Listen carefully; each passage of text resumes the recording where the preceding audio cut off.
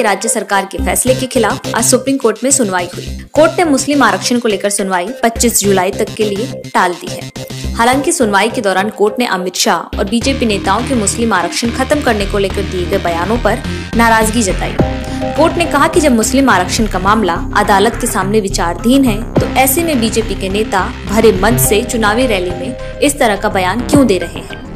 Court के अंदर इस पूरे मामले को लेकर क्या सुनवाई हुई और सुप्रीम कोर्ट की बेंच ने मामले पर बीजेपी नेताओं की बयानबाजी पर नाराजगी जाहिर करते हुए क्या कहा, आइए आपको बताते हैं। दरअसल आज कोर्ट में मुस्लिम आरक्षण को लेकर सुनवाई के दौरान सीनियर वकील दुष्यंत दवे ने कोर्ट को अमित शाह के उस बयान की ओर ध्यान आकर्षित कराया जिसमें वो पब्लिक रैली में मुस्लिम आरक्षण खत्म करने की बात कर रहे थे। दुष्यंत दवे की दलील पर कोर्ट ने मौखिक रूप से इस तरह के सार्वजनिक बयानों पर नाराजगी व्यक्त की।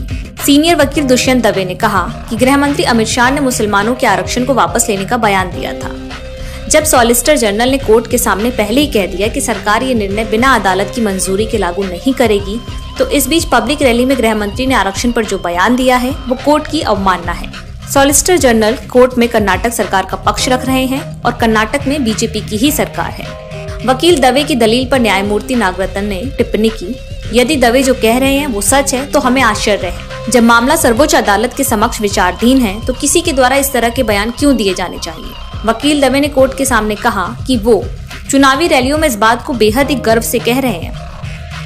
इस पर कर्नाटक सरकार की ओर से पेश हुए वकील तुषार मेहता ने बीच में टोकते हुए कहा कि दवे ने कोर्ट में बयान का जो संदर्भ दिया है, हम नहीं जानते कि दवे किस बात का जिक्र कर रहे हैं। इस पर दवे कहते हैं, अमित शाह ने कहा था कि मुसलमानों के लिए 4% आरक्षण असंवैधानिक था और बीजेपी ने इसे हटा दिया था।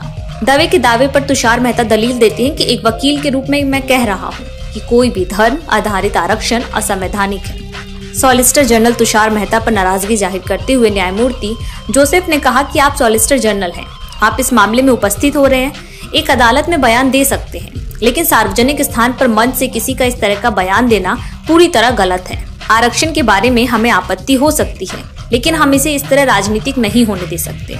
कोर्ट ने गृह मंत्री अमित शाह के जिस बयान को लेकर नाराजगी जाहिर की है, अब आपको वो बयान भी सुना देते हैं। हमने 4% मुस्लिम रिजर्वेशन, 4% मुस्लिम रिजर्वेशन खत्म कर मुक्तलिगा, लिंगायत और एससी का रिजर्वेशन बढ़ाया है। अगर कांग्रेस पार्टी आई तो ये सारा रिजर्वेशन लेकर फिर से मुस्लिम रिजर्वेशन लाएगी। मुझे बताओ, आप 4% मुस्लिम रिजर्वेशन चाहते हो क्या? जरा जोर से बोलो, चाहते हो क्या? आपको बता दें कि कर्नाटक की बीजेपी सरकार ने ओबीसी आरक्षण से मुस्लिम कोटे को बाहर कर दिया। बीजेपी सरकार ने ओबीसी कोटे के तहत मुसलमानों को मिलने वाले 4% आरक्षण को समाप्त कर दिया है। सरकार का कहना है कि इस कोटे को लिंगायत और वोकालिगा समुदाय के लोगों को दिया जाएगा। हालांकि कर्नाटक सरकार ने सुप्रीम कोर्ट को यह आश्वासन दिया है कि अभी 4% मुस्लिम आरक्षण को खत्म करने और लिंगायतों और वोकालिगा को 2% आरक्षण की वृद्धि के फैसले को लागू नहीं। हंगामा टाइम्स की तमाम खबरों को देखने के लिए हंगामा टाइम्स को सब्सक्राइब कर लीजिए और बेल आइकन दबा लीजिए। अगर आपको ये वीडियो अच्छा लगा हो तो लाइक बटन प्रेस कर अपनी प्रतिक्रिया हमारे कमेंट बॉक्स में देना।